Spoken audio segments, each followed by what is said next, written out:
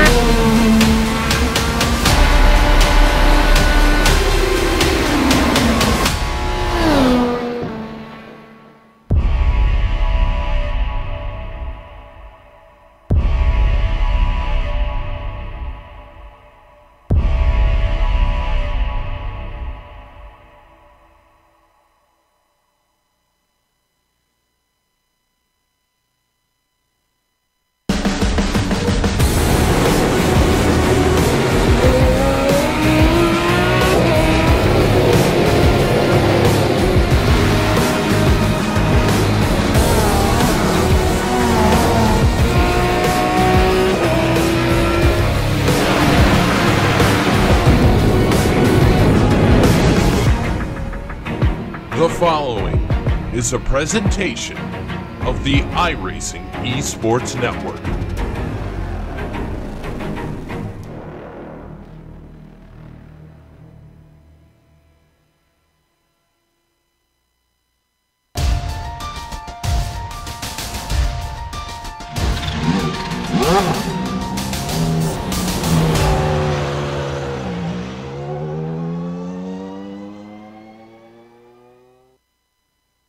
This season marks a new beginning.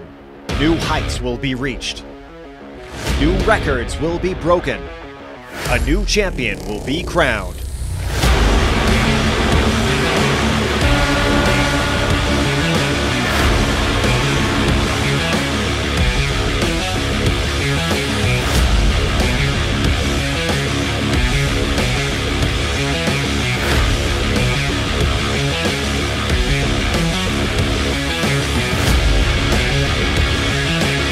Competition, commitment, excitement.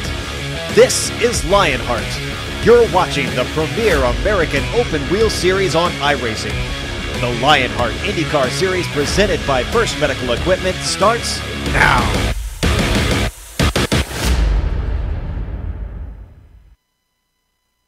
Last week at Richmond, it was James Grahula doing what he does, work a fuel strategy to perfection to take the win over pole sitter Dan Guerin, who had to fight back from a going green first lap spin. And tonight, presented by First Medical Equipment, the Lionheart IndyCar Series continues its swing through the southeastern United States beneath the halogens and a partly cloudy Tar Heel sky. Charlotte Motor Speedway plays host to the Fish Motors 200, round 16 of 24 on the Season 6 schedule. And you can see all the action from Green Flag to Victory Donuts live as it happens right here on the Global Sim Racing channel via the iRacing Esports Network. From the birthplace of Howard Cosell a full century ago, be that as it may, hello and welcome to GSRC's Countdown to Green, presented by the Sim Pit. As cyberspace flows into your place over the next 15 streamy award-worthy minutes, GSRC will bring you all the storylines, all the stats and facts you'll need to appreciate the simulated IR-18 action that will immediately follow as we count down to green for the Fish Motors 200. I'm Bill Soup Zahn, sharing the microphone with former real-world IndyCar driver Richie Hearn. Amjad Yaman has director's duties, armed with cameras locked and loaded by Dougie Beard. Now, this will be the third time that the Lionheart Series has visited Charlotte Motor Speedway. The last winner here was Joe Hazard, who led 66 laps on the way to victory. The Season 3 event was also the last time league organizer George Anzaldo found himself on a podium after a third-place finish. Now, Charlotte's considered a sister track to Texas Motor Speedway, and it's likely to produce some of the same tight racing that we witnessed just a few rounds ago. Richie, tell us a little bit about Charlotte. Yeah, thanks, Soup. And folks, before I talk about the track, let me remind you that everything during the Countdown to Green comes courtesy of its sponsor, the Sim Pit. The Sim Pit's an entertainment channel dedicated to sim racing. Its focus is to bring you news, reviews, and information from around the world about sim racing hardware and software. It also focuses on what it takes to be a better sim racer with instructional video and the how-tos that will help your performance on the virtual track. Check it out at thesimpit.com. And speaking of virtual tracks, let's talk about today's venue. Here we are at Charlotte Motor Speedway. This was designed and built in 1959 by its current chairman and NASCAR Hall of Fame inductee Bruton Smith. On June 19, 1960, the first World 600 was contested at the new facility and has established itself as the greatest place to see the race. In addition to the 1.5-mile quad oval, Charlotte Motor Speedway complex includes a 2.25-mile road course, a 0.6-mile karting layout in the Speedway's infield, a 1/4-mile asphalt oval utilizing part of the Speedway's front stretch and pit road, and a 1/5-mile dirt oval located just outside Turn 3. The IndyCar Series did race here for real, and from 1997 to 1999, it was quite a show. This place is pretty easy flat out in IndyCar, but there are some trouble spots to watch out for. The exit at Turn 4, the track flattens out quite quickly, and the two kinks on the front stretch get very tight when running side by side. Also, the pit entry off of Turn 4 and the pit exit off of Turn 2 could be very troublesome if we have some green flag pit stops. The best way to get a view of this track is let's hop on board and take a lap of Charlotte Motor Speedway with another GSRC lap guide. Hello everyone and welcome to the Global Sim Racing Channel. I'm Brian Yazek, taking you for a spin today around the Charlotte Motor Speedway in the GSRC IR18 IndyCar. Without further ado, here we go.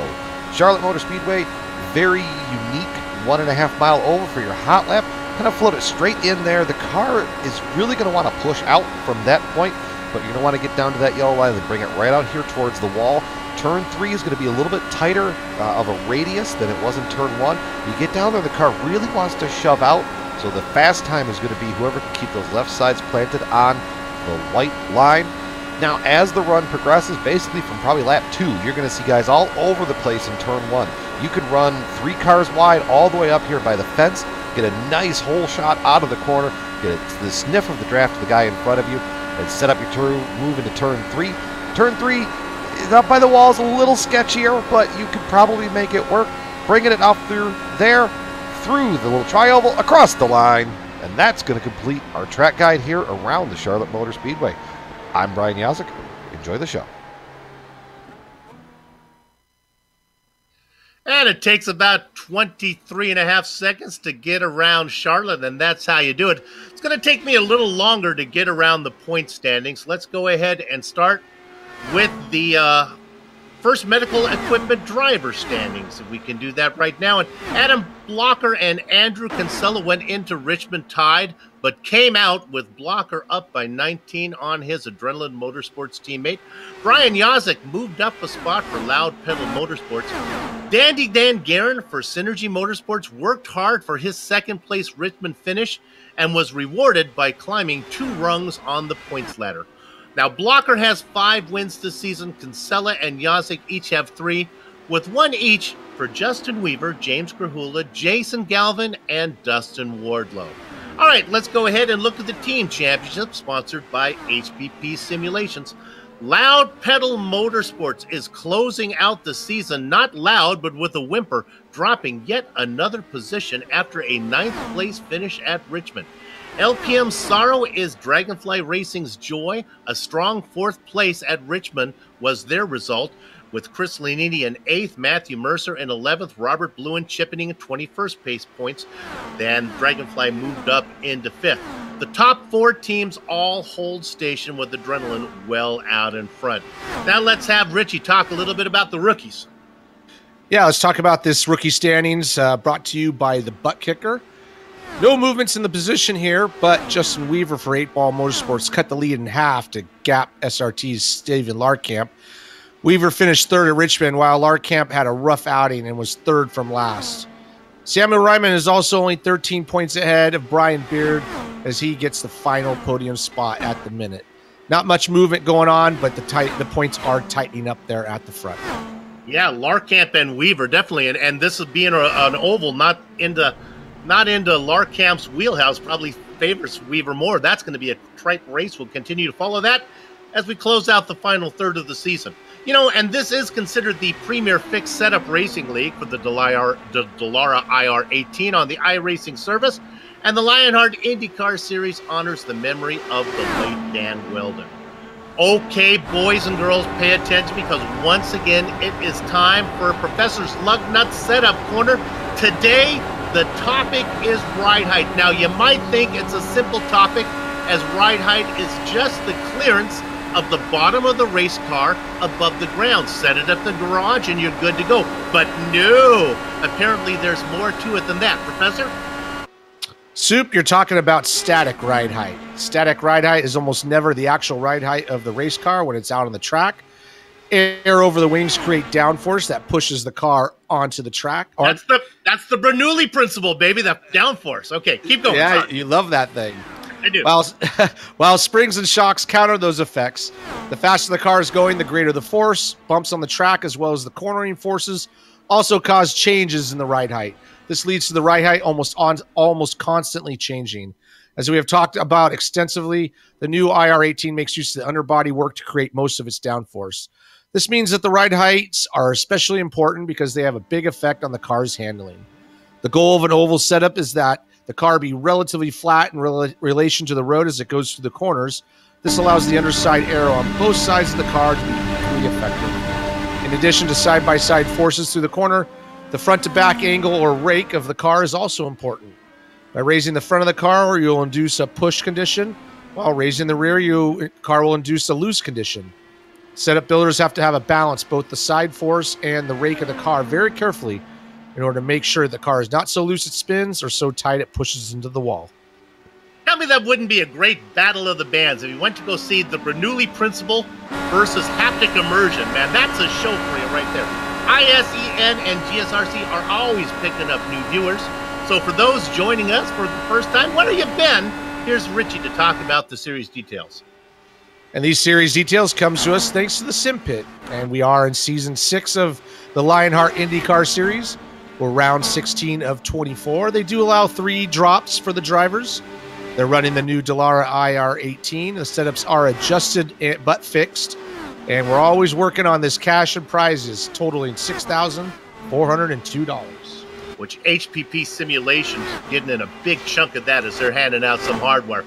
Hey, we are through all the advertisements, all of the points, everything's done. We can actually have time to look at a little qualifying going on right now. And they start to come in. Robert Bluen sits at the top for now, but there's only 4 who've posted time so far. There's George Anzaldo. Yeah, these times are going to drop a little bit at 24.088. I don't think is going to be fast enough to start up front. We have a lot of fast guys getting ready to go out. Not too hard to drive this track, so I think that these times are going to be very close, but you can see they're dropping down as Big Joe's now on the front point. Richie, we were at Richmond last time where passing was, difficult, to put it lightly. I don't think passing going to be quite as tough here at Charlotte. Am I right? No, we're going to see pretty much side-by-side racing most of the time, even some 3-wide racing. But I think, like as we've seen in some of the other tracks, like where the bottom lane is going to start getting tough to hold as those tires start to wear out. Fans of the Lionheart Series recognize that fluorescent blue machine of Chris Lanini, still looking to put in his first time. We call him Sleepy Lanini because he's not always the best qualifier, and ever since I've given him that nickname, he's been proving me wrong. Right now, he puts in a 27th. That's right in there. It's a sleepy performance. Hey, how about there's our race sponsor. We have the onboard camera there, Ron Hacker. Yeah, Right now, Connor Harrington's sitting at the point with Dan Guerin sitting second, just creeping into that 23-second barrier. If you're fans of the Lionheart series, you might want to say, who is Connor Harrington? Well, there's a couple newcomers coming in. Connor is one of them, making his series debut today. Welcome to the series and the pole position, at least for now. Yeah, that is a new name to most of us as well. So he's starting out with a bang, sitting at the point at the moment. We only have a few cars left to run, so he's looking pretty good. This is interesting. Timing and scoring has the newcomers sandwiching the entire field. Connor Harrington in the very top spot. Mark Cohn, the other newcomer here today, at the very bottom of the standings, yet to put even in a qualifying time. Down there with Brian Greenlee. It looks like qualifying might be over here as I hear everything is quieting down a bit. So with that said, you know, it's just about time to go racing. And when it is time to go racing, nothing beats the feel of a true hydraulic braking system from HPP Simulations. Now, I don't think there's going to be a lot of braking here at Charlotte tonight, but if you're on a road course, what you want is one of these things that are designed and manufactured in the USA on state-of-the-art CNC equipment. HPP hydraulic pedals and their accessories, and they do have accessories. They also have wheels. Set the standard for simulation racing. For more information, please visit, this is pretty simple, hppsimulation.com. There's no S in there, okay?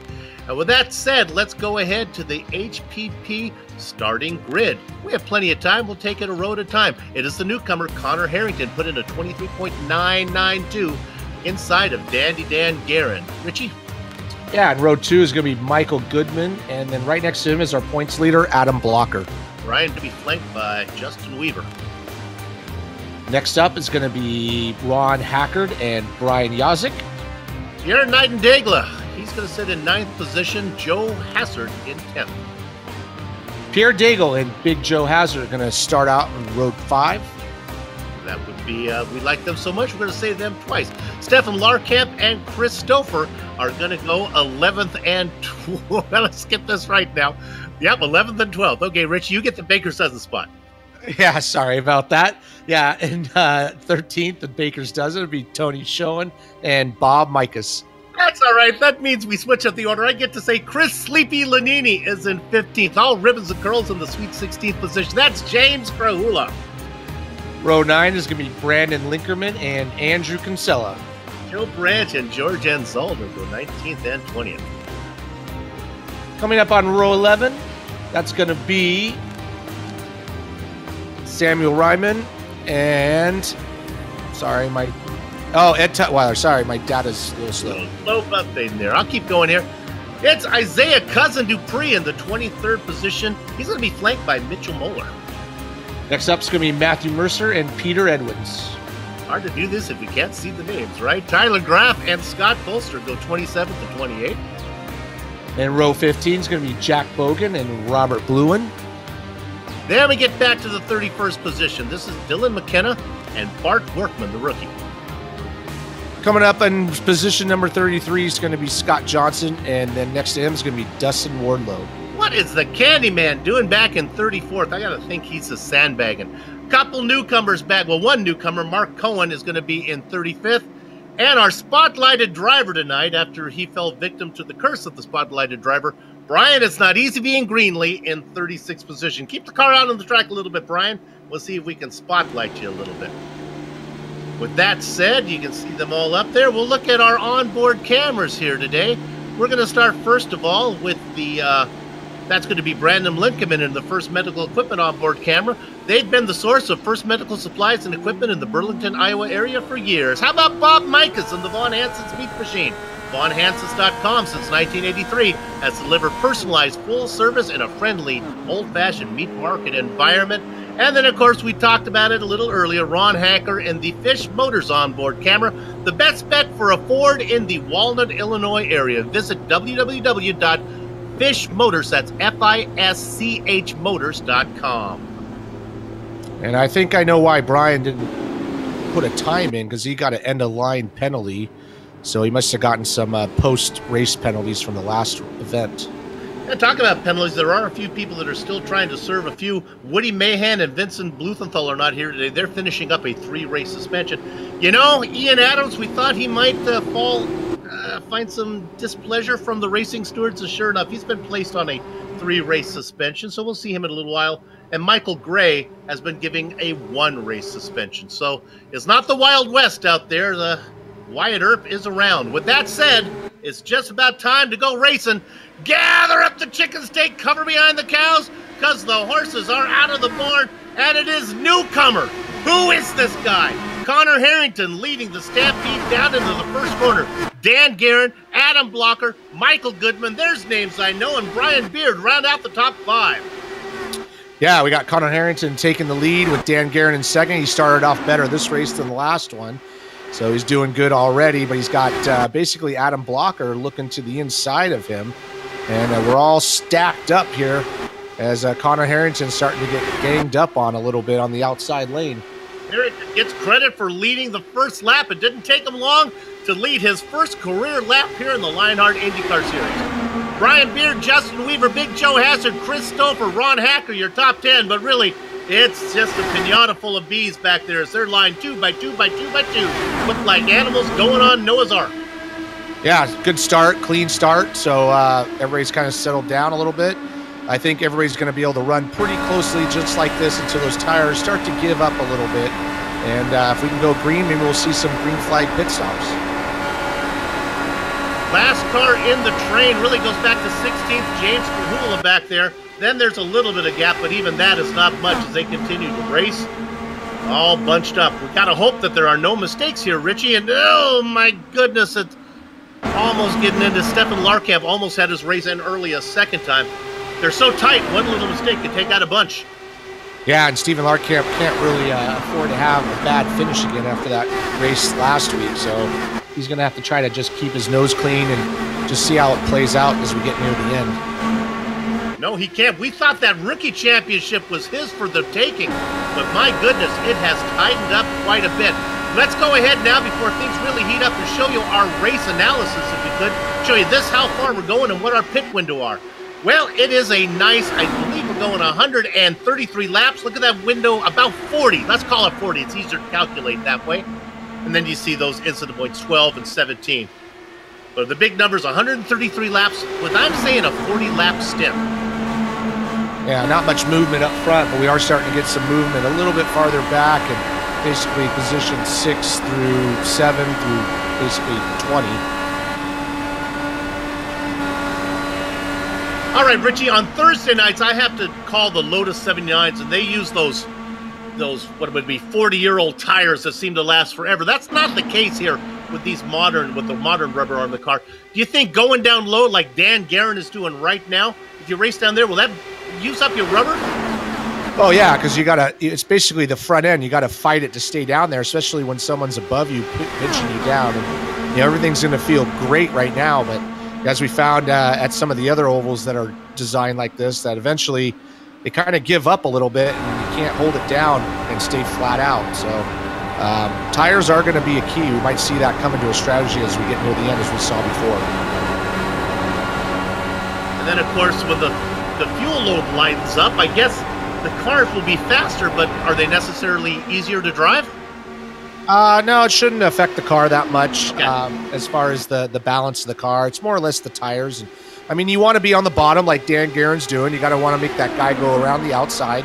But, it will force him to use up his tires a little bit more. But that's going to be the preferred spot as we get a little bit farther into this run. Right now, Guerin hugging the inside like a tight pair of Fruit of the Looms.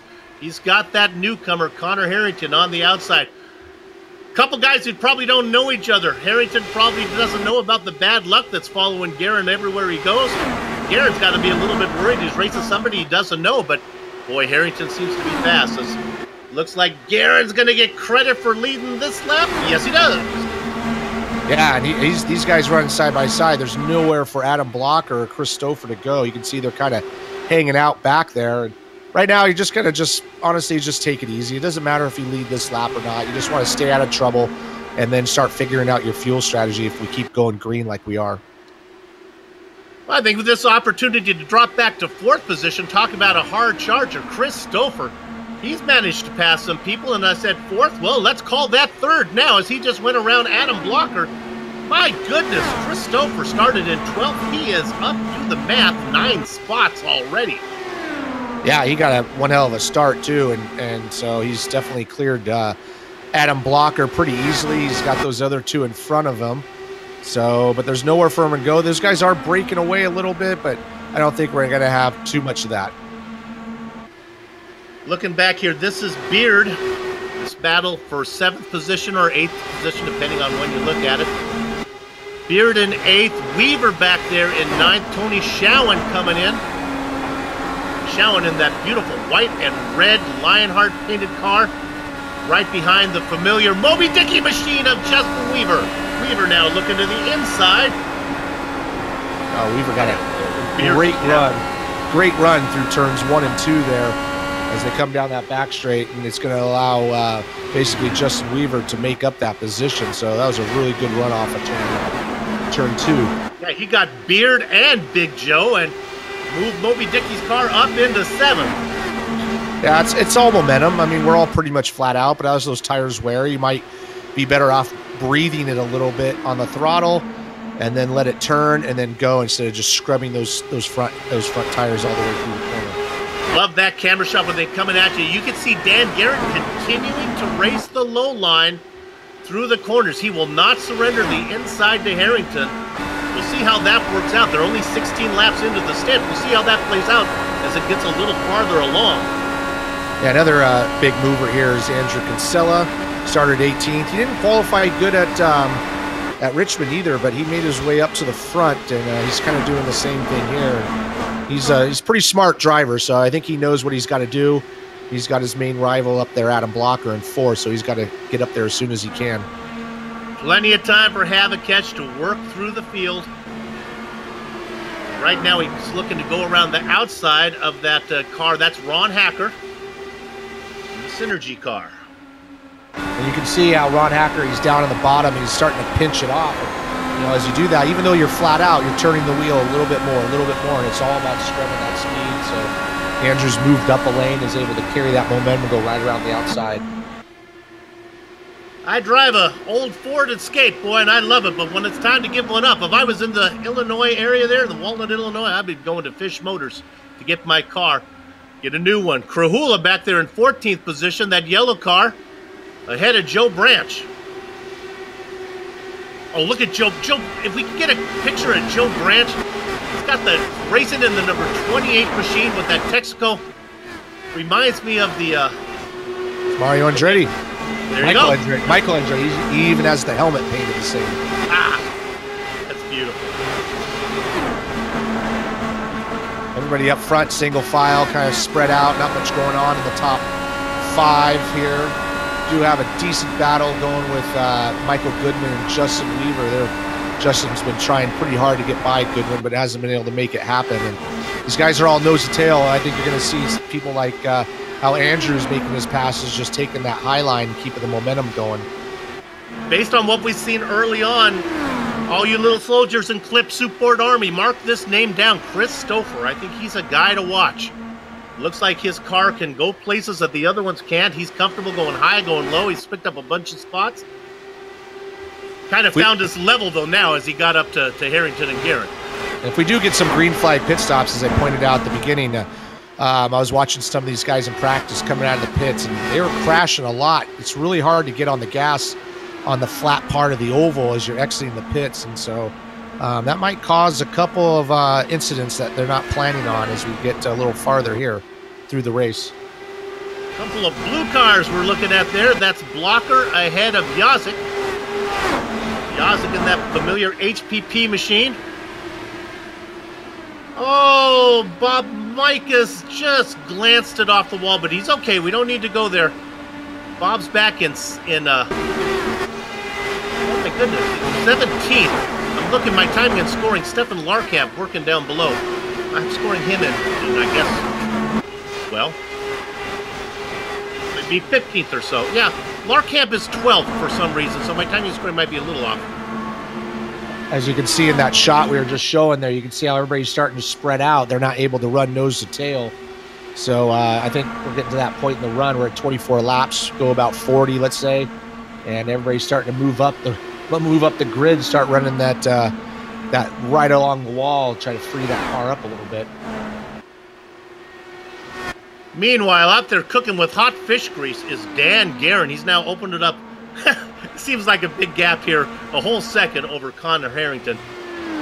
Not what I expected with Guerin running that low line. I expected his car to go away from him. Not the case so far. As we're halfway through a fuel stint, more than halfway, 25. I figure we can only go 40, so won't be that much farther. There's those blue cars again. Blocker being chased by Yazik. Yeah, there's just nowhere to go for Yazik right now. He's having a good run so far. Started 8th, up to 5th position. Nobody's out of the race so far, so everybody's kept it clean. If we keep going this way, we should be getting some lap traffic not too far from now. I don't know how far away Dan Guerin is, but man, he is checking out. He's doing a great job watching his line. He's just being nice and smooth. He's able to open up the exits, and you know, just nothing's bothering him right now. Nope. We're looking there at P6. On the inside there, you see that is Michael Goodman. There's Joe Hassard. The leader of that group is Yazik. Yazik falling back a little bit after Blocker. Adams decided to pick it up a bit. Oh, yeah. Look on the top side of Hassard. He'll have a run. Yeah, I don't know if Brian Yazik used up his tires a little bit. He was behind basically Adam for so long, and maybe had to kind of ease off the gas to get a little bit of breathing space and allow these guys to catch up. Boy, you know, Kinsella, every time I check on him, he's picked up another spot. He's now up into 10th position. There he is. Remember, he is our second in points, and he's racing Adam Blocker, who's up in 4th right now. So it's early days, but we keep an eye on Kinsella. Yeah, he's done a pretty good job, but he's got a pretty big gap up to Tony Schowen. He has closed it up. I've been watching that a little bit, but you can see that line that Andrew's running.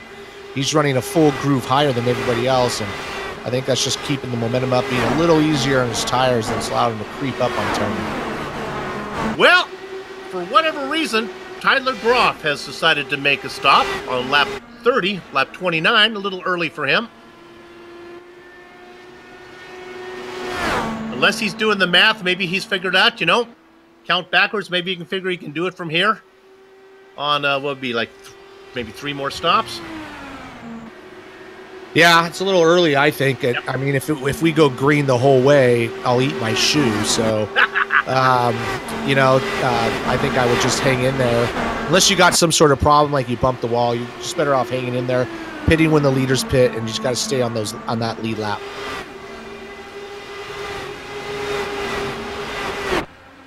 Yeah, we're looking at Michael Goodman. Oh, our leader, Harrington, he was in second. He's pitting from second, so Harrington is in. Well, there might be something that we don't know. I mean, I'm still surprised at that because he's going to go a lap down. And then if the yellow, you know, I don't know. We'll see how this plays out, but I'm a little surprised. Bob Mikas joins him as well.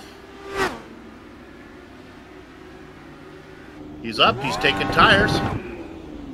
Yeah, you're going to take tires every time because it takes longer for the fuel. So it's going to come out. This is where you got to watch it a little bit as he comes around this bend as they try to get on the gas. It's really tricky because there's no help in the banking. You try to pick up that. Ooh, you see him get a little bit sideways there. You got to get onto that blue line. I was just watching the Candyman. Dustin Wardlow was bringing it in the pits. His car is blinking, and now he's rolling again. He actually stopped on pit lane while he blinked a little bit. He found a spot. Hopefully that connection will hold up. Just watching the leader here. Dan Guerin still going around, coming into turn 3, into 4. Doesn't look like he's going to pit just yet, so he's taking it right to the end. He's got a huge gap, too, to Adam Blocker. Harrington cycled out in 32nd position. He's the leader of all cars 1 lap down. He's now working on the inside of Chris Lanini. His car's going to be faster, I guess, with new tires. I would assume new tires and a full fuel loader is still going to be faster than old tires and light fuel, and sure it is. He leaves Lanini behind. Harrington has got to be worried that the yellow doesn't come out between now and maybe the next 5 laps. Chris Stouffer comes in. Remember, he was the guy that was on the move. This will be interesting to see how Stouffer comes out in relationship to Harrington, because Stouffer was third, Harrington was second. Yeah, I'm still surprised these guys are pitting so early. I mean, I would be doing what Dan's doing right now at least the first stint, and just taking it right to the limit. I mean, there's no reason to come in. I mean, even if you shorten up those last pit stops, you're still going to take tires. Stouffer is rolling. Harrington is long gone. So the leaders of all the cars who've pitted, it's still the newcomer, Connor Harrington. Dan Guerin's in. Leaders in the pit road. Pitting at lap 37. Usually they lie to us. They said they go with 38, 39 laps. I said 40. Looks like 38 maybe is it. Keep that number. Again, you little soldiers at home, mark it down. That makes our leader now, I guess it's Adam Blocker. The key is going to be to see what the relay. Ooh, Connor Harrington just almost had a big moment with, I don't know who that was, but this is going to be the key to see where Connor comes out in relation to Dan. Dan had about a almost 2 seconds lead to Connor before he pitted. Harrington across the line right now, and there's Guerin, still does not have it up on the track. Harrington's gone. Harrington's by him. Now the question is, will Guerin get out in front of Stouffer? And he does. So before the pit stop, it was Guerin, Harrington, and Stouffer. After the pit stop, it's Harrington, Guerin, and Stouffer. Yeah, looking at the lap times right now, Adam Blocker's still out there. He's running around 24.8 seconds, whereas Connor Harrington is running around 24.3 seconds. So there's definitely a speed time to make up, about a half a second. So that's the difference between him and Dan Guerin at the moment. That explains why Harrington was able to get that gap, because he came in early, ran those faster laps. Of course, it's a pay me now, pay me later type thing. Eventually, Rumpelstiltskin's going to come for the baby, and Harrington's lap times are going to slow down because his tires are a little older. Right now, Harrington in 21st position, as we look there at James Krahula coming in, just got around Justin Weaver, who continues to stay out. Blocker comes in. I believe that's going to turn it over either to Woodman or to Michael Goodman, I guess. Goodman and Weaver are new leaders for the time being. Good. Yeah, Goodman's the leader at the moment. I don't know. He's still going around. He's not coming in this lap. Otherwise, he's not going to make it. Well, he is going to make it. So there we go. So Justin Weaver goes around one more time. That's right.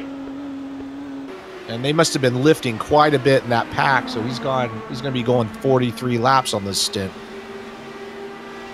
Moby Dicky machine out there. Getting some good fuel mileage as he's able to put in 43 laps.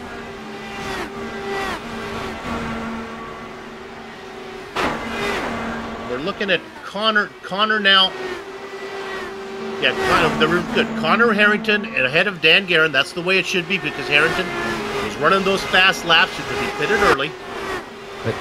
But Guerin is coming. Yeah, Dan Guerin, I was just going to say, he's chased him down, and he's going to get him pretty quickly here.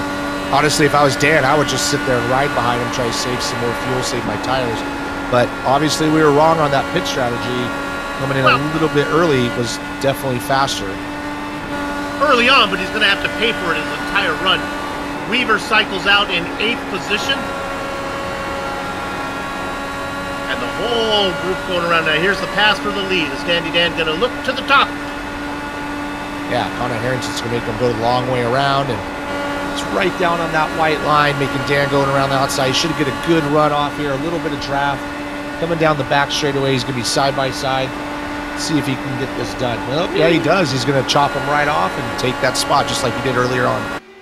Coming out of 4 across the start-finish line right now. Let's give credit, leading lap number 45 to Dan Guerin, working lap number 46. Connor Harrington's got about 2.5 seconds back to Chris Stouffer.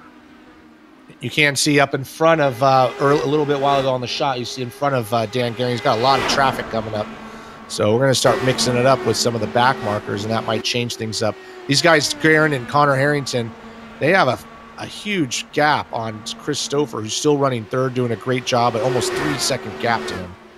Let's quickly go to 5th position. This is Adam Blocker with a run from on the top side. Is Big Joe Hassard.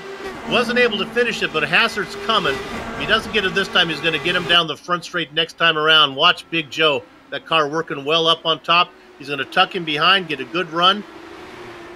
Yeah, I think should have the momentum here. Yeah, you kind of need to get a little bit closer side by side before you can get that pass done as you go to the corner, because obviously as you go in the corner, you're going the longer way around, so you lose that track position. But Big Joe's, if he can get a good run, kind of dip down, take the draft, and basically that's how Dan Garen got around Harrington.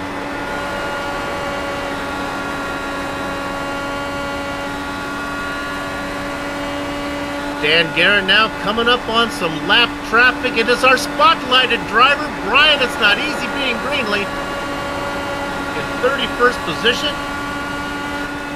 Yeah, as we see on screen, we got Joe. Now Joe's got the inside, and he's trying to make that pass, but Andrew's not making it easy. So Andrew's moved up top, and now he's got the momentum. So once again, we're getting about, it seems like about 10 laps in. That outside lane seems to be the best way to get around. But Blocker able to fend off Hassard. Let's go to our spotlighted driver as he's gone a lap down now, and that is Brian Greenlee. We'll bring up those numbers for you. Brian's been around for a while. There you see 27 starts. A lot of zeros down there. Doesn't have a pole position yet. Career wins, well, none of those yet. Top 5's not yet, but there's one coming. And how about this? 2 top 10s. His first race was at Pocono back in Season 5. That spotlighted driver brought to you by the Sim Pit. Man, if you haven't checked out the Sim Pit, you got to. That's a good little program they got going on over there. Sean Cole, the man in charge. Yeah, and Andrew Kinsella is now past Bob Mikas, moving up to 7th spot. He's got a big gap up to Big Joe, but he's steadily moving forward. I would like to point out that, man, Dan Garen is on fire. He has left Connor Harrington the dust. And so even though he lost that position on the pit stops, he is now 1.7 seconds ahead of Connor. And there is Garen right now, putting a lap on another car. Boy, you found the battle, though. 8th place is really where it's happening right now. Mikas, Goodman, and Justin Weaver. This is for 8th, 9th, and 10th.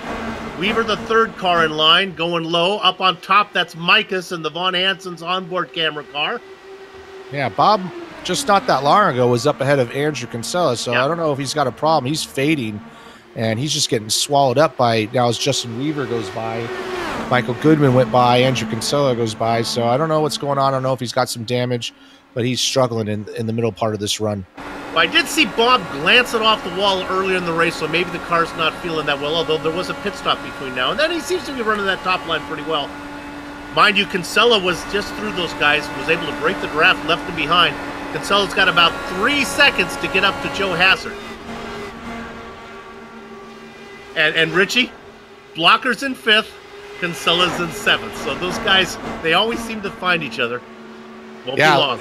Yeah, I mean, Adam's always qualifying up front. Andrew's had to do the chasing, but he's done a great job in the last couple races, especially at Richmond with how hard it was to get by anybody and survive. He did a great job getting up to the front like he did.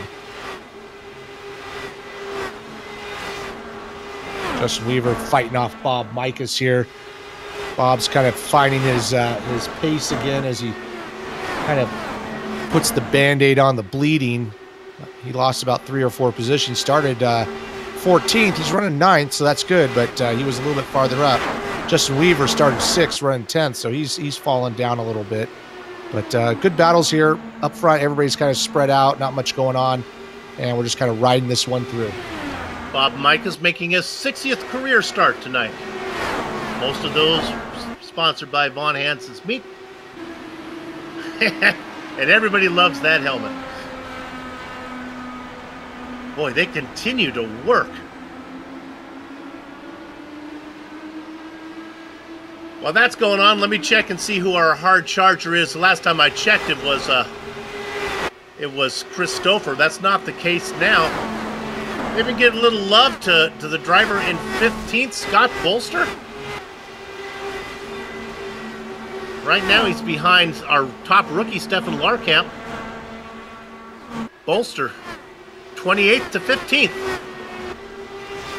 Yeah, he's definitely a hard charger, but right behind him is Brian Beard, who started 5th and now running 16th. So he's struggled a little bit here at the beginning. He got swallowed up at the start a little bit, but see if he can find his pace and get back up to the top 10.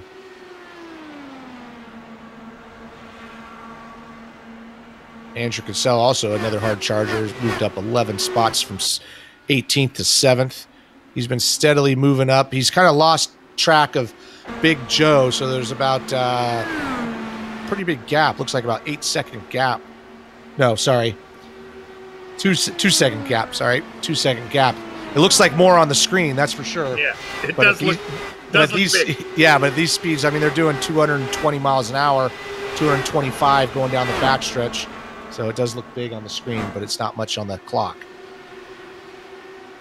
You know, we talked about the battle, big pictures talking here of the battle between Kinsella and Blocker, but the other one we've been tracking is the rookie battle, and here we have it again. And Richie, you get to call this one every race. Justin Weaver in 9th position right now, and Stefan Larkamp struggling on an oval back in 14th. So here comes the Moby Dickey's car. Yeah, he's doing well. Justin Weaver does well on these ovals, and Steven, like last week was a little bit of bad luck. He just caught up in a wreck that wasn't his doing, but he qualified badly, and that kind of put him in that position. So he's got to kind of stop the bleeding a little bit, because I think the next race we go to is a road course, and that's a little bit more Steven Larkamp's alley. Well, they wait a minute. I heard a little bit of a spin here going on. Let's go to Brian Yosick right now. Maybe just when I started to say, maybe 30 seconds ago, and now we have a caution. No, it was not Yosick. It was Chris Lanini. Yosick almost lost the car. And I was looking at that. Lanini's car goes in the wall and brings out the yellow. There's Chris. Ouch. Yeah, it looked like probably a hardware problem, as it just kind of went straight left. That's not usually a problem on the straightaways here. So as he comes out of the corner, and here he goes, just over to the left, and yeah, that looks like more of a hardware problem than a mistake. Yep. And now we'll see if we can get Yosick. This one scared me here if we have it. As he goes around the outside of the yellow car, this car gets really sideways. Oh, actually, he got the wall. Yeah, you can see how much. You see how much steering angle. I think that was Krahula, right? I think you can see how much steering angle Krahula had, and he just washed up. It was a yellow car. Looked like Krahula, but we don't think it was. Oh, I can tell you exactly who it was. It was Ed King Tutwiler in that yellow car that got into him. Looks a lot like Krahula's car. All right, now it should be pit stop time, and sure enough. Yeah, I think everybody's going to come in, and we are far enough in the run. We'll just be back on the same pit strategy for everybody. This was good news for Harrington, because our director was just about to take us up to that battle for second. Stouffer was running him down. So now we'll see here with, my goodness, we're at the halfway mark. This is very appropriately timed. And we got our first yellow, so I don't have to eat my shoe. That's good. I was hoping it was like a shark skin shoe or something to have a little flavor to it. All right, with that going on, what we'll do right now is take a short break, but we'll be back before we go green.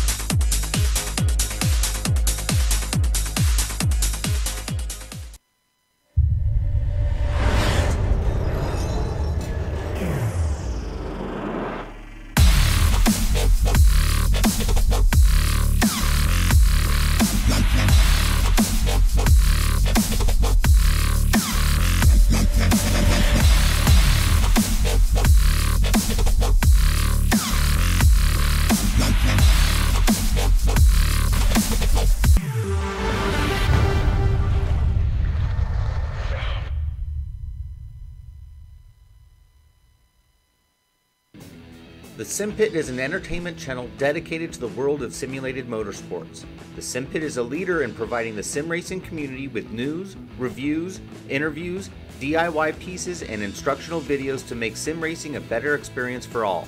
Check us out at thesimpit.com or go to YouTube and just search for The Sim Pit.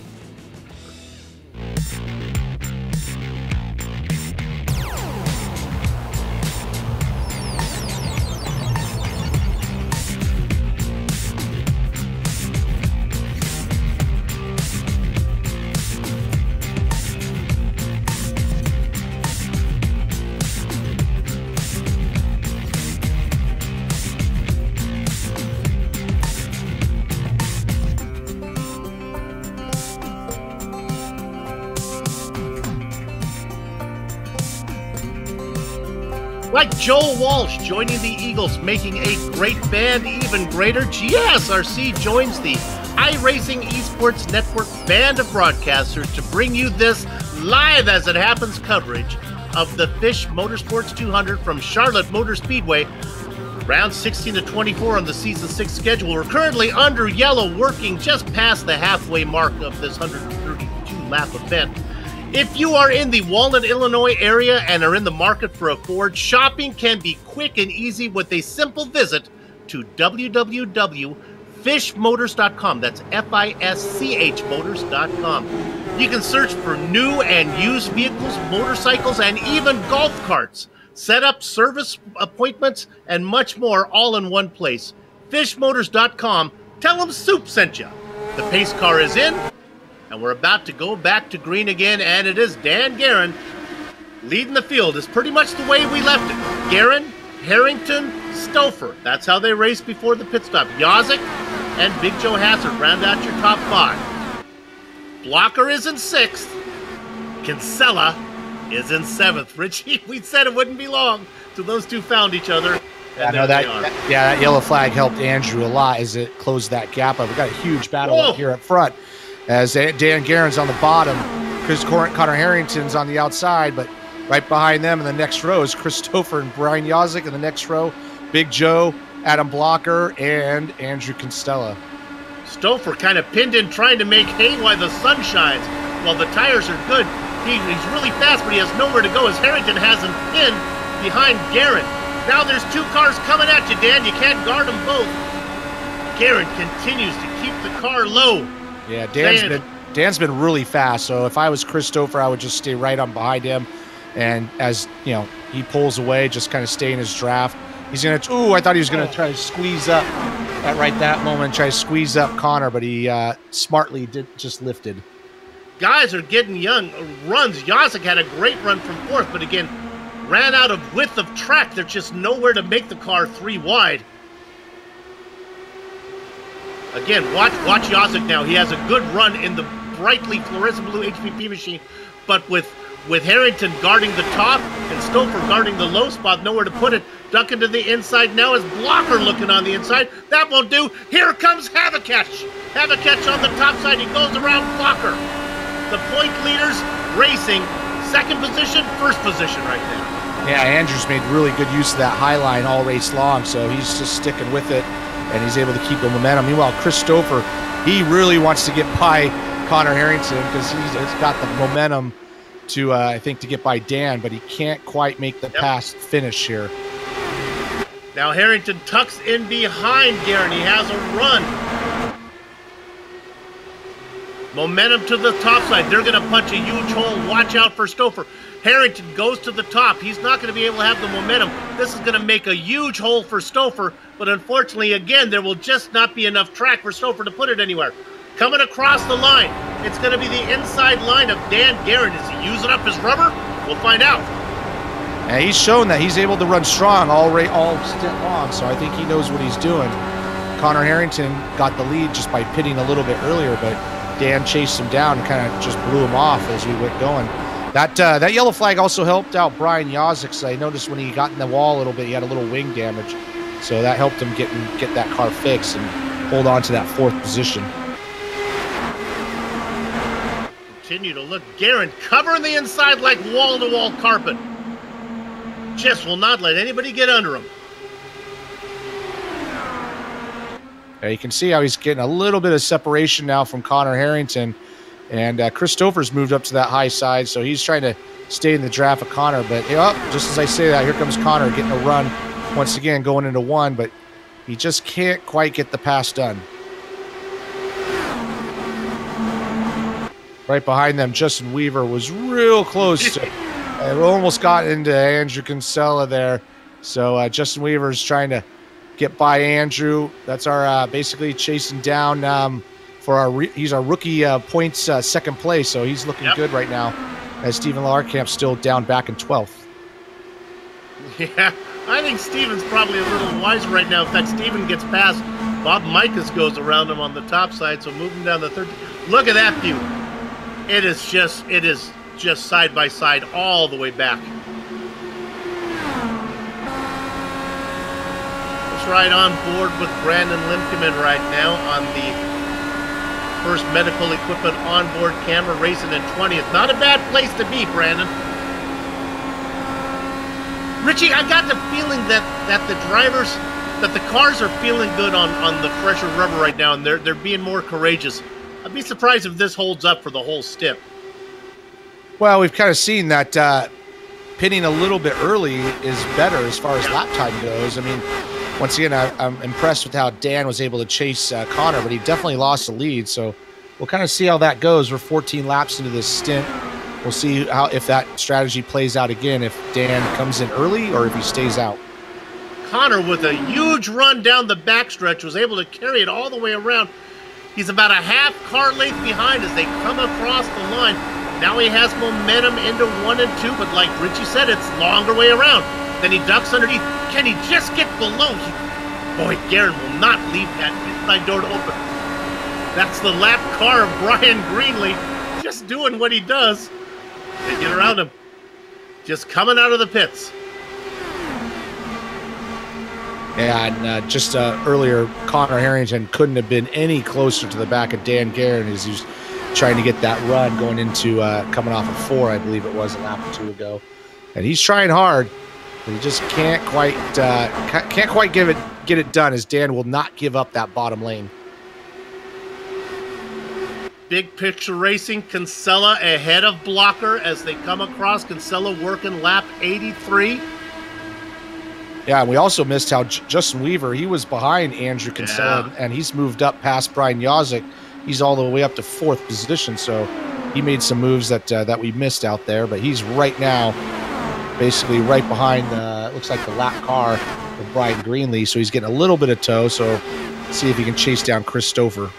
Yeah, I think that is Stouffer he's behind right now. I think he's looking underneath. This is for position. Oh, it is. Yeah, it is. Yeah. You're right. Weaver gets it. He just blew by him. I think we saw this a little earlier. Chris Stouffer struggled a little bit partway through the run and kind of found his mojo a little bit farther down. I think part of it, I haven't driven this car on this track in a long time, but part of it is just learning how to breathe the throttle at the right time so you don't kill those tires. Bad news for Stefan Larkamp, our rookie leader, is Weaver. The man he's trying to stay in front of is in 3rd. Larkamp back in 14th. Good news for Stefan. We're going to Phillip Island next, so you can get some points there as you are so much better on those twisty courses. Yeah, that should be an exciting race with these cars. Meanwhile, Dan Guerin has started to separate himself from Connor Harrington like he's done before. And now Connor Harrington's got basically Justin Weaver looking to the inside, trying to go by him for 2nd position. Yes. Yeah, here he goes. Goodness. Yeah, going on the inside here again. And, Connor's gone up to the high side. Justin's still working the low side, so his tires are working pretty good. I mean, if you can run the low side without too much scrub, you're definitely taking the shortest distance around the track. Stouffer in 4th. Weaver in 3rd. Harrington in 2nd. Honestly, there have been no comers or goers. Those guys have been up there for most of the race. We documented Stouffer's run early. He came from 12th, got to 3rd in just a few laps, and that's where he's been hanging out. Kinsella has been making a nice run. We saw him farther back, now sitting in 6th. Yeah, started 18th and 6th. He's lost a little bit of separation between him and Brian Yazik. He's got a couple of lap cars in between him. as Brian goes to the high side here, and I think that's Brian Greenlee going by him. So those fresh tires are starting to show a little bit of speed to these leaders who haven't pitted yet. Greenlee is actually 2 laps down, but doing his best to stay out of the way as he goes around. Another car coming out. That's Mark Cohn just coming out of pit lane. He's making his debut here in the series. Welcome, Mark. And we do still have 26 cars on the lead lap, so we got a healthy amount of cars still able to run with that group. We can get another yellow flag and pack them all back up. Let's go to 11th, the driver who has not had a lot of attention. This is Isaiah Cousin Dupree. He's in a battle. Down below him is Scott Bolster. Uh-oh, little blinking going on from Dupree. Dupree on the top side, and we have an issue. Let's look at Big Joe Hassard. Oh, we just glanced it off the wall as I spoke. He keeps it going straight. This happens right in front of James Grahula. Yeah, it's coming off turn 4, like I pointed out at the beginning. The track really flattens out really quickly right here, so if you get up a little too high, if you start high, it doesn't recover, and so you just glance the wall a little bit. Andrew Kinsella is holding off Andrew Blocker here. These guys are battling pretty hard. They got a lap car in between them. And we're back live. Grahula now moving up into 9th. There he is. Bolster, Dupree. And then another car we haven't talked about. Tony Schowen back there. All right, P2. My goodness, I think he's got him this time. Ooh, he's so high up there. Connor Harrington almost hit the wall. I mean, he couldn't get any higher. And basically running that Kyle Busch line up there. Yep. But, Connor's struggling a little bit right now. And right behind them, you can see the difference in new tires and old tires as Chris Stover's getting swallowed up by these cars that are a couple laps down but have pitted early. Also right behind them is, I believe it's the Mark Cohen. I saw him go by Andrew Kinsella after he pitted. So we might see these guys starting to make a decision on coming into the pits. Looking off the back there and the passes being made, I want to point out that once Weaver got around those guys, got around Harrington, he left him behind, and he's right on the back now as Harrington gets underneath Tutwiler. I think you're going to see Connor Harrington pit pretty soon. He looks like he's struggling right now as he's falling back. Dan Guerin and Justin Weaver, they were out for a long time on that first run. They were able to, Justin Weaver did, 43 laps. Yep. They seem to kind of find a good groove out there without wearing the tires out. But Connor, like I say, him and Christopher are struggling mightily right now. Well, a good indication, like you were talking about, is Robert Bluen, who's coming up on these guys. I would imagine Bluen is on fresher rubber, and he's hanging with them.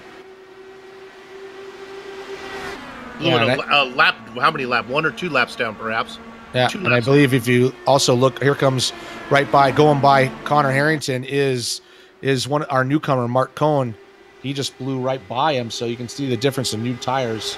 So, like I say, I think you're going to see some of these guys pit. Yeah, Owen's 2 laps down in 31st position. So, how long can Guerin and Weaver stay out there? If you're one of the guys like Harrington, Stouffer, Yazek, Kinsella, come on in now, do the undercut. Yeah, here they come. Yeah, and I think if you can get to lap 100 pit, then you only have to do 33 laps for the last stint. I think that's kind of what they're trying to figure out. So and Connor Harrington's coming in too. So, and also he's bringing Chris Stouffer with him. Uh-oh, I heard a car. It was Larkamp. It was a car that was pitting. Joe Branch was trying to pit, and the Pennsylvania student Stefan Larkamp got into the back of him. The blue car is Larkamp. The black car, oh my goodness, was Branch. And he Velcros himself in the fence. Yeah, that's 2 bad races in a row for Steven, so I know he's not going to be happy, but he will be happy that we're going to a road course next. So that yellow flag came out as Connor and Stouffer were all in the pit lane. So we'll see how this kind of shakes out as the leaders pit. I think it may work in their favor. I think they'll be able to get this pit stop in without going a lap down. I think. And then when the leaders come in, I think they're going to get it. Let's see. Yeah, that was just a bad wreck. That was just unfortunate. I don't know if Joe said he was pitting or not, but, you know, Stephen Larkamp, as you just saw in the replay, just had nowhere to go. Okay, so they get this sorted out. Let's see. Harrington is shown. Oh, he's behind the leaders. He's behind leaders, but he's going to inherit the lead as those guys come in. So this is going to work out for him. No, I don't think so. I think he's a lap down. I think he's in 20th, so he's going to get pinned behind the car. Is he the leader of all the cars that took that stop? The other one would be Stouffer. Stouffer's there too. So they're not right now they race in 20th and 21st position. Boy, they just missed getting out in front of Garrett and Weaver. Just missed it. If they would have got out in front. Yeah, I think you're right. If they got out in front, they would have cycled to the front. But yeah, so close. They're still going to be able to. They're still going to be on the lead lap because when Dan comes out, pace car will pick him up, and then these guys will cycle around. But he's now going to have to fight with all the people in front of him. All right, with that said, I guess we'll take a second break here on the Global Sim Racing channel. Don't go far, though, because we'll be back before we go green to bring you the final 33 laps of racing. Please stay tuned.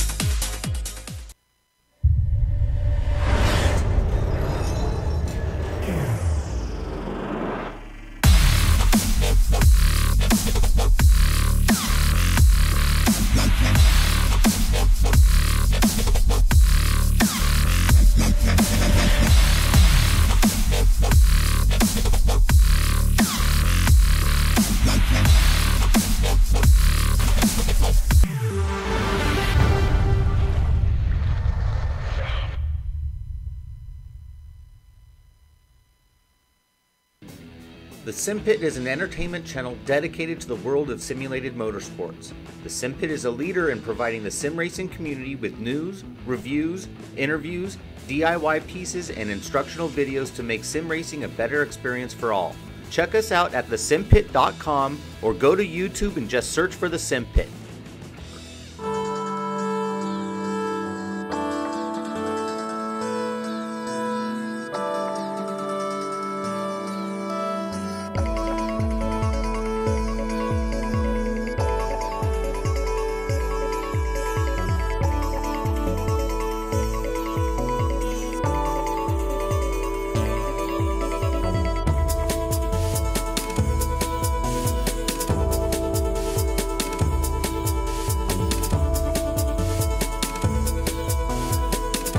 iRacing Esport Network is the chocolate. The Global Sim Racing channel is the peanut butter. That tasty combination brings you live as it happens coverage of the Fish Motors 200 from Charlotte Motor Speedway. Round 16 to 24 on the Season 6 schedule.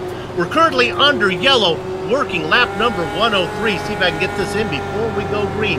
HPP is awarding a Formula Racing wheel valued at just under $1,500 to the season champion.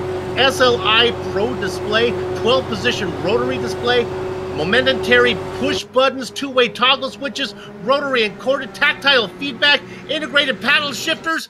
My good, you name it, they got it. Check it out at hppsimulation.com, and we are back to green. And here's what's up. Dan Guerin is your leader. Justin Weaver is in second. You may want to ask, well, what happened to Harrington and Stouffer? They came out just behind the leaders. They are at the very back of the pack right now. And we got Brian Yazik trying to muscle his way past Justin Weaver and Andrew Kinsella.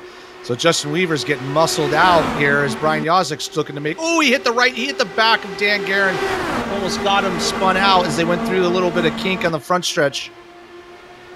Now, when it comes to protecting the inside, if there is an inch, Yazik will take it. Guerin has got to keep that car low. Looking to put his car in the middle is Andrew Casella back there racing on the inside, 3 cars back on the inside line. Weaver on the top side. Go ahead. I was going to say, the way this race is going, we only have, 27 laps to go or so. This is the final sprint, so you can see. Oh, we got a car up in the wall, right up on the outside of turn 1 and 2. I don't know who it is, but he's Scott Bolster. Yep, no yellow flag, but he got sent up there. Gonna look at the replay. I think he got pushed up. Yeah, I think he was trying to go pretty wide. Stay green. Yeah, he stayed green. Caution's it's out. Robert Bluen. Inside of James Krahula. And it was the lap car that scared him. Don't know who it was because it went by so fast. It was Scott Bolster. That's exactly who it was, Director. Thank you very much. Bolster was almost standing still down on the bottom. That was part of what we saw earlier. Yeah, then it looks like Robert Bluen just kind of had a panic step on the brake, and he just got loose and just not a lot of room. So one incident caused the yellow flag for the other incident. So this is a good move for good yellow flag for Connor Harrington because he's all the way stuck back in 19th spot. So it is. This is going to allow him. I did notice that Chris Stouffer has now gotten past Connor Harrington. So our guys that were originally 2nd and 3rd are now 18th and 19th. But they got a chance. Well, what it did allow them to do, though, even though they didn't pick up a ton of positions, allowed them just to get a few of those lap cars out of the way. There was an interesting dynamic going on up front with Guerin on the low side and Weaver trying to go around the top side, but he really couldn't leave a whole lot of room because Yazik was looking to put the car in the middle there. So it was interesting as Weaver was almost trying to protect the middle line. Yeah, I mean, Yazik was really aggressive to start. You could see he ran into the back of Dan slightly, and then Andrew also Kinsella was getting into the mix, so we're starting to heat up.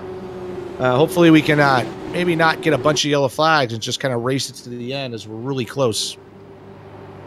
Now, they were only out there for about 5 laps of racing angrily.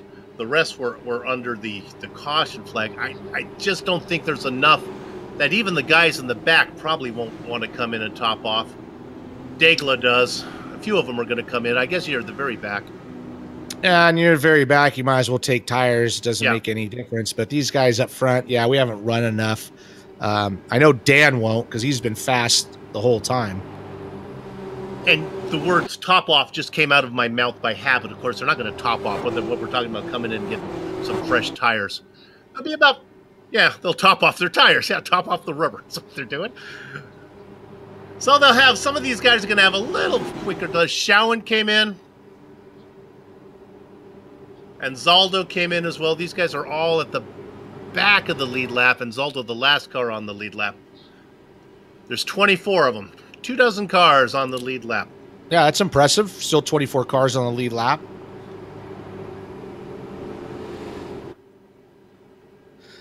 I think Dan's got this covered unless something happens. I think the battle's going to be for that 2nd, 3rd, 4th, and 5th position. I think Justin Weaver, he's a rookie, so he has those guys behind him that know how to race pretty hard, and that'll be interesting to see how this start goes.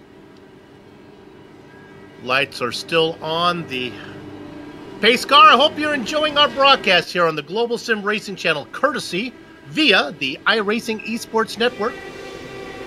We brought you a lot of action. We had our Countdown to Green show with all those features.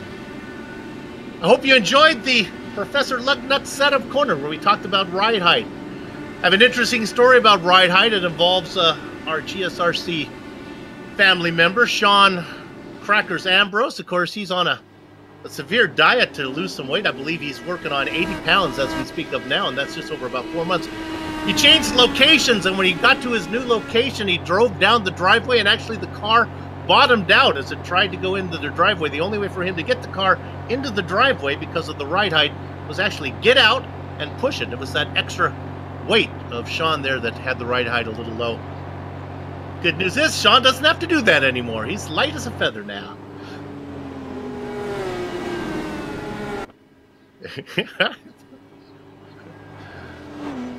There you have it. A little inside story here. Dan Guerin, Justin Weaver, Brian Yosick, Andrew Kinsella, Adam Blocker, your top 5. Yeah, lights are out on that pace car, so we're going green next time by. Okay, I'm going to do this now under yellow flag because last time I botched it so much. With 23 to go, it's time to boogie. Get out your disco shoes. Start the mirror ball is spinning. Let's go racing here. That'll be 22 laps of racing when we go green. And with 23-second laps, they will go by fast. Does Justin Weaver have anything for Dan Guerin? If he wants it, this would be a good opportunity right here on this restart. Guerin gets a good jump. Weaver falls about 4 or 5 car lengths back. Watch out for Yosick in that fluorescent blue HPP special. He's been really aggressive. The Moby Dickey's machine should have a good toe. It's the perfect length back. 3 car lengths, 2 car lengths, 1 car length, but it's that darn pesky Yosick. Wouldn't let him go to the outside. He pinned in the Moby Dickey machine, and he couldn't get the run. Now it's Yosick on the top side, moving up into second. Here comes Kinsella on the outside of row 2. Yeah, Brian Yosick got a perfect run off that corner, getting the run. I mean, you know, Justin Weaver, what is he going to do? He didn't give him the bottom, made him go around the outside, and he did it anyways. Right behind them, they got Andrew Kinsella.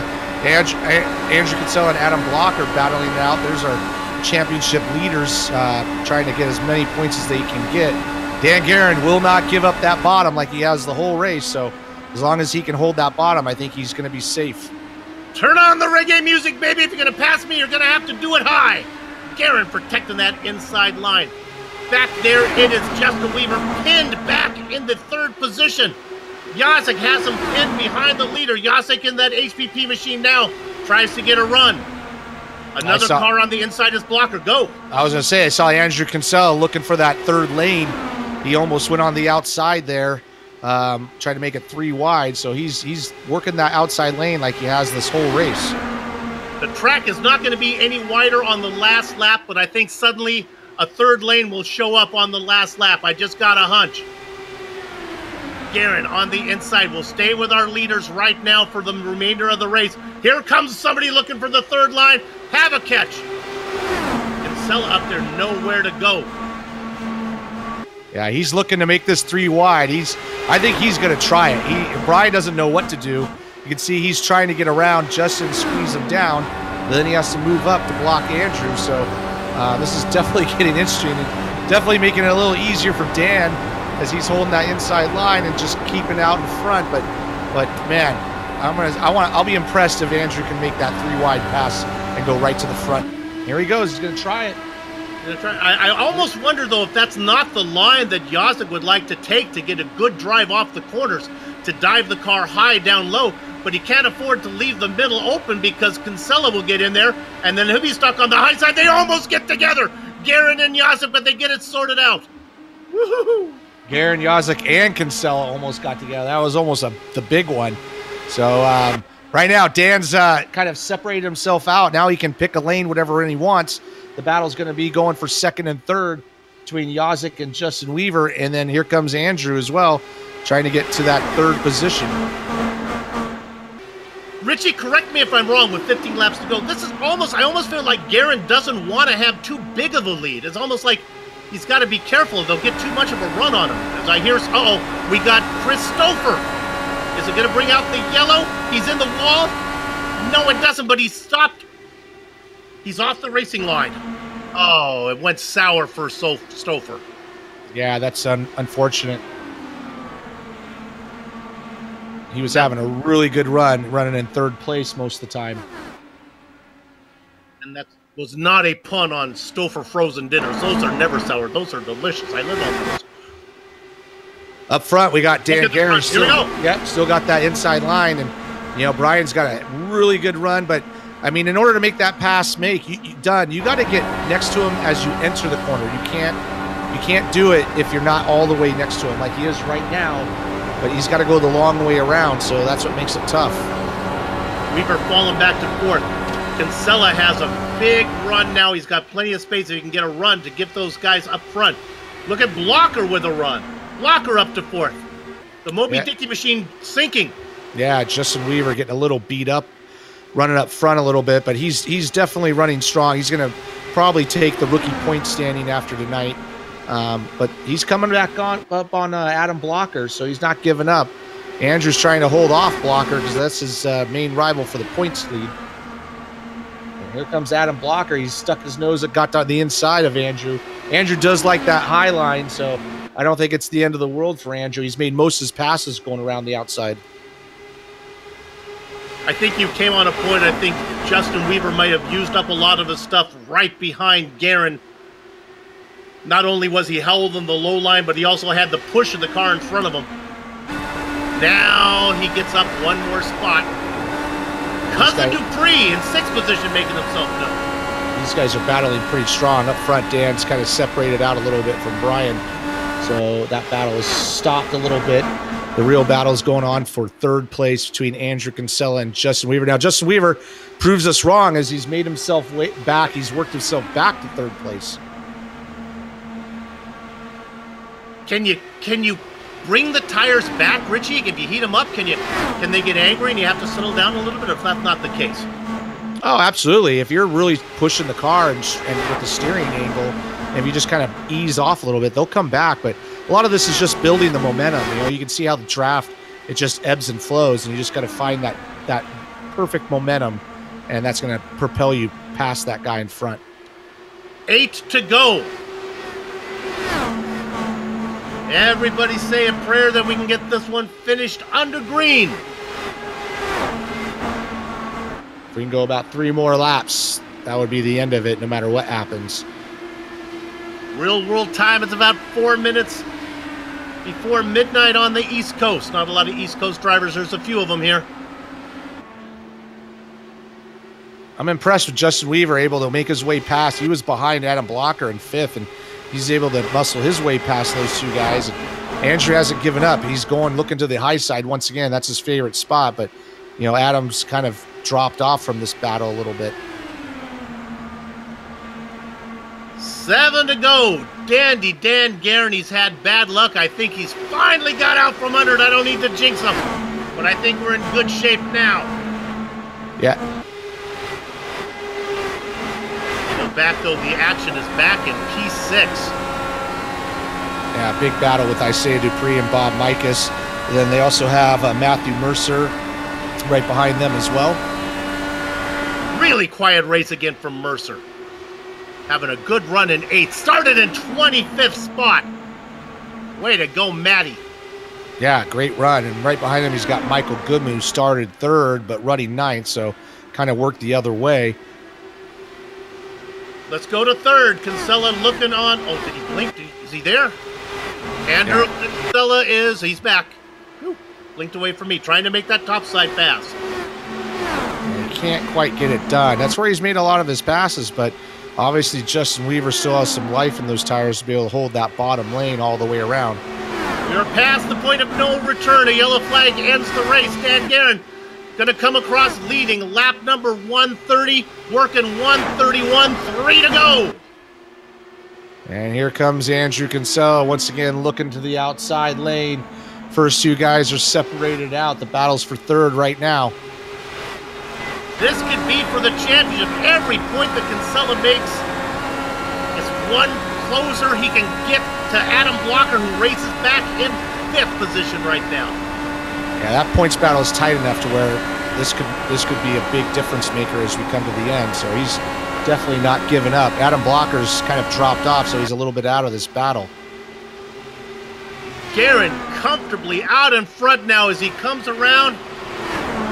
Gets the white flag left. I learned anything from watching Bagger Vance a million times, it's each side of us is one perfect race. Something you're born with.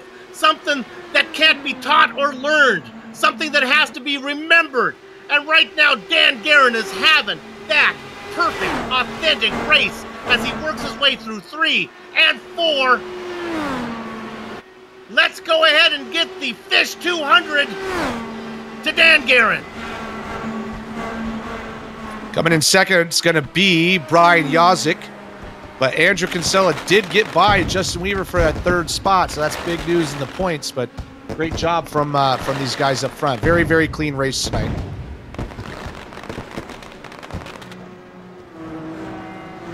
That was a dang good one, and my goodness, there is justice.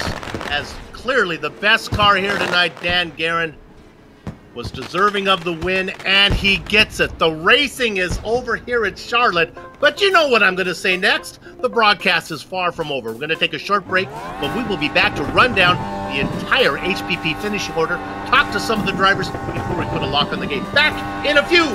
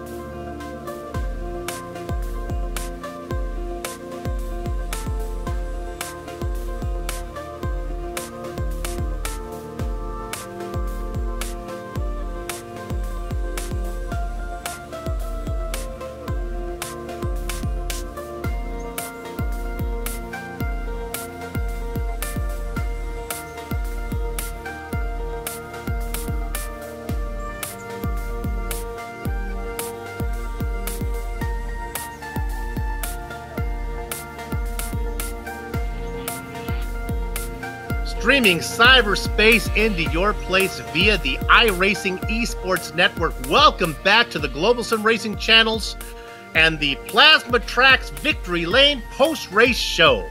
Hey, now listen up, because this is some important stuff. If you're struggling to find something for the person who has everything, and who isn't, I got the website for you, plasma-tracks.com.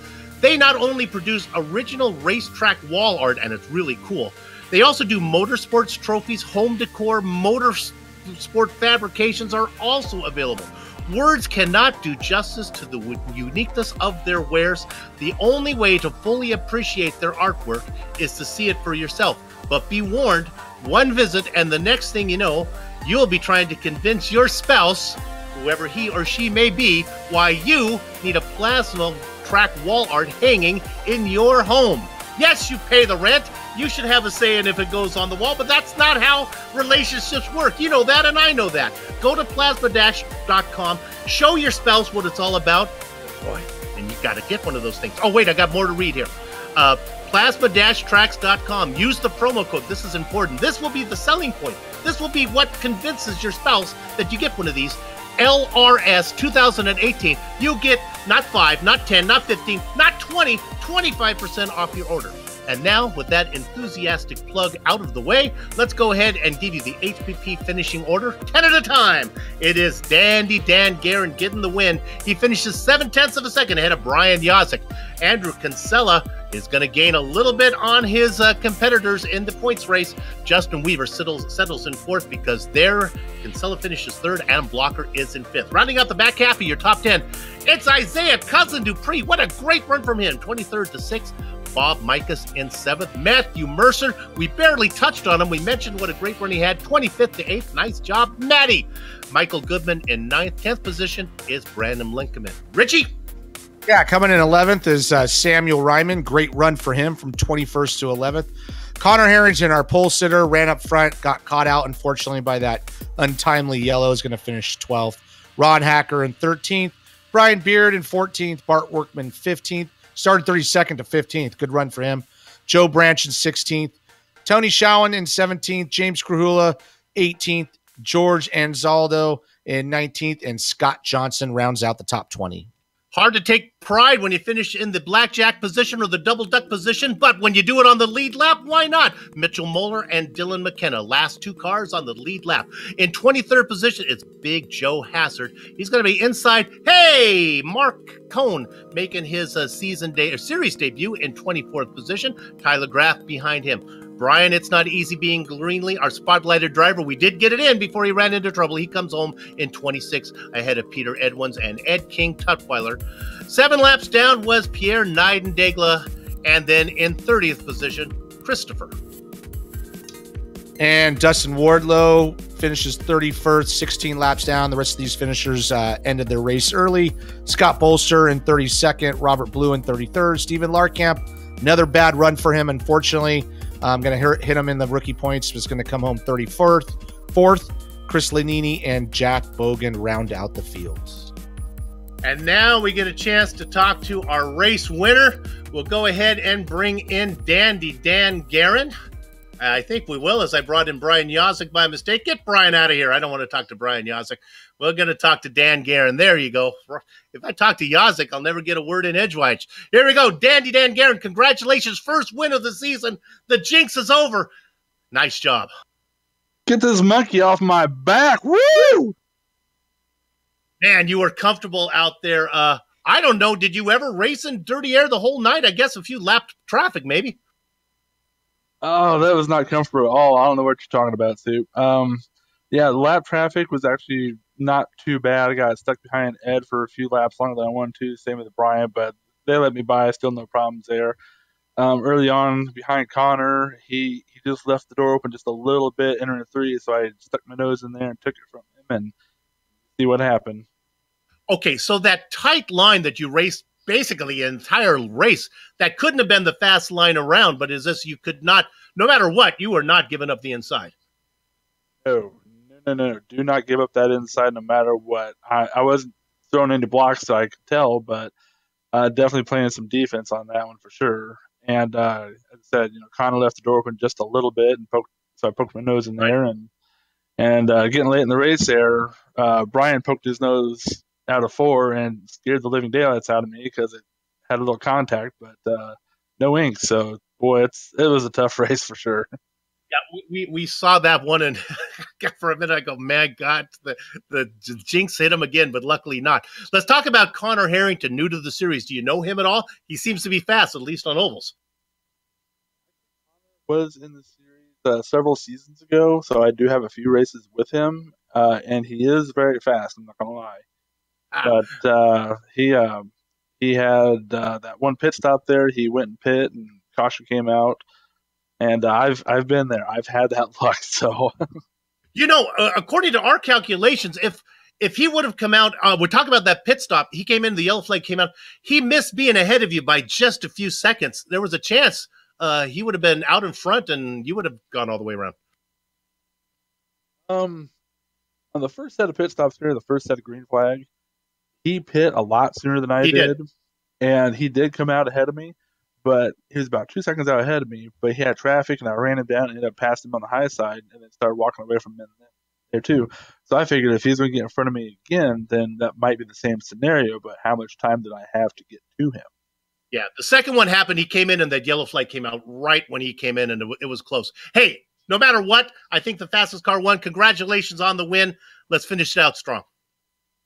I just want to give a quick shout out to all my teammates, my family, Lock Precision, Midwest Simulations, and Drive for Suicide Prevention.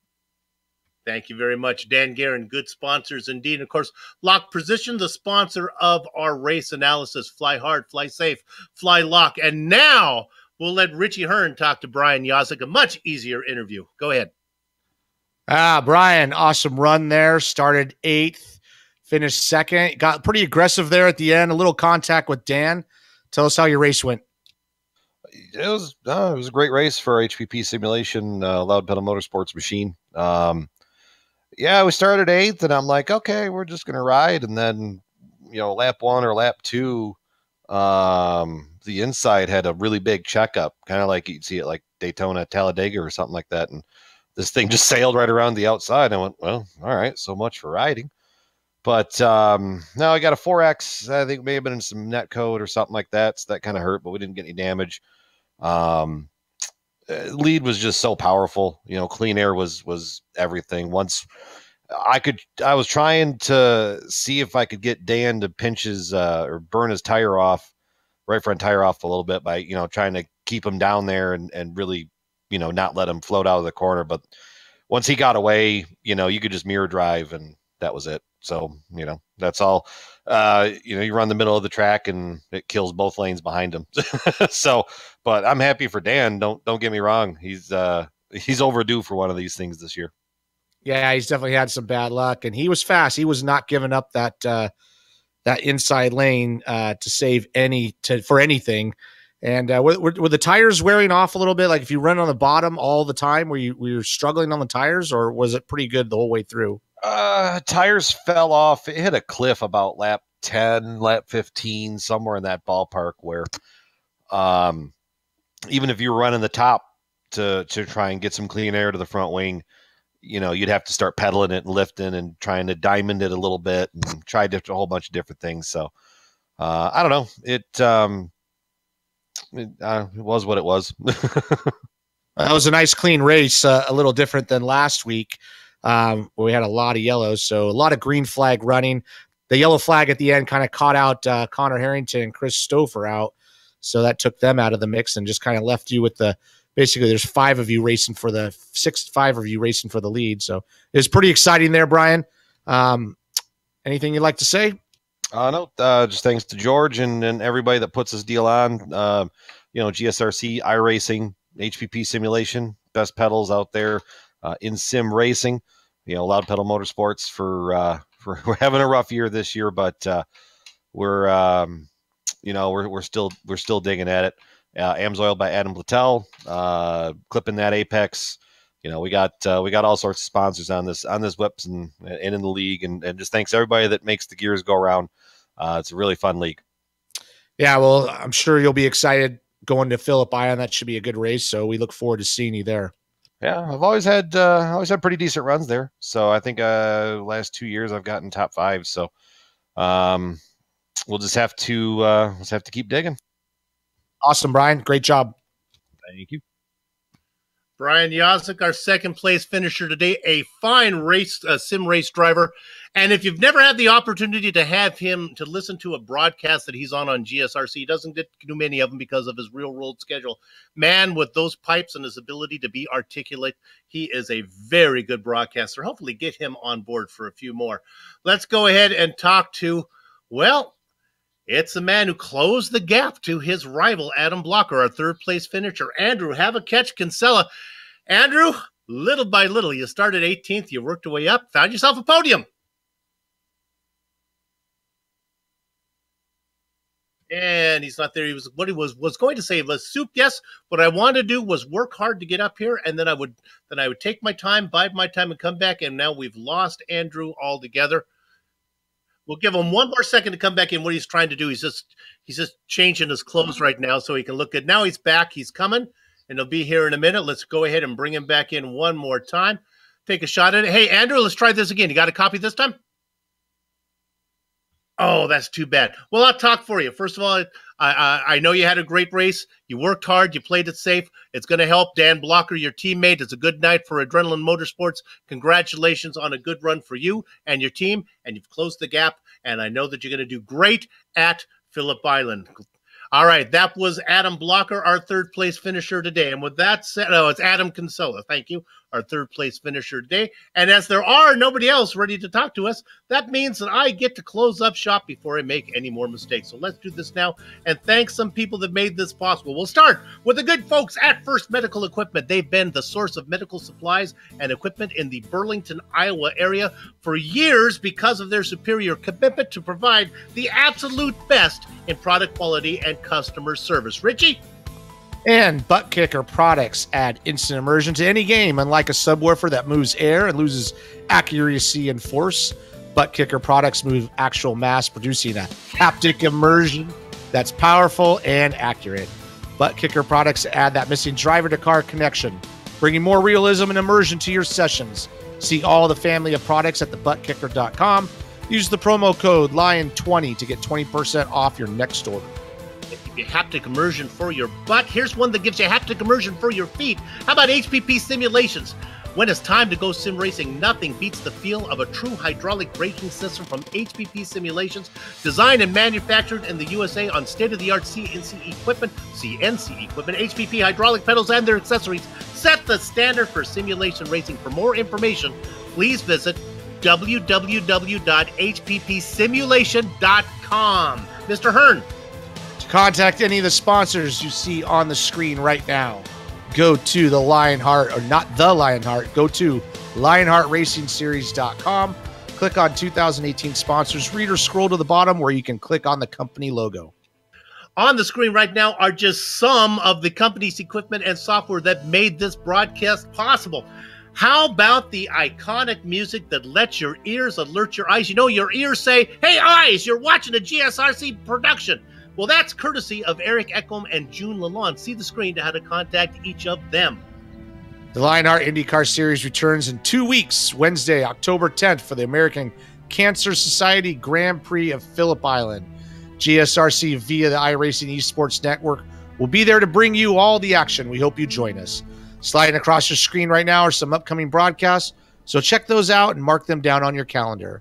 If you'd like more information about the GSRC, including a complete list of future broadcasts, you can find it all at the www.globalsimracingchannel.com. We are also on Twitter at GSR Channel, Facebook at Global Sim Racing Channel, and Instagram at GSRC_Graham. And if you're not already a GSRC YouTube channel subscriber, you can become one by simply visiting the YouTube channel and hitting that subscribe button. Finally, on behalf of the entire crew, my late mother's favorite real-world IndyCar driver, Richie Hearn, my existing living 95-year-old mother-in-law's favorite sim racer, Amjad Yaman, and Dougie Beard, who none of my family know. I'd like to thank all of them for on their behalf. I'd like to thank all of you for watching this broadcast. I hope you enjoyed it here on the iRacing Esports Network. And we hope that if you didn't, we'll try again next time. With that said, we're off to have fun, storm of the castle. So until next time, race clean, race hard. We'll see you on the track.